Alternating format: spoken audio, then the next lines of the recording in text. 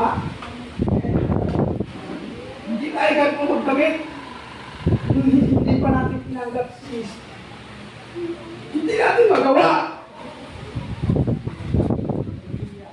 Sabihin nila, ito sa mga tao.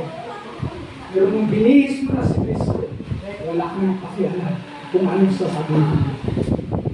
Ang mahalaga ay kilala ka ng Panginoon na makapangyarihan sa mundo. Amen. Hindi ko tayo lugi, mga kapatid. Hindi ka lugi kung bakit nakilalaan mo ang ating Panginoon. Hindi po ako lugi kung bakit kilala ko ang ating Panginoon, mga kapatid. Sabi ang ilit. Walang imposible sa ating Panginoon.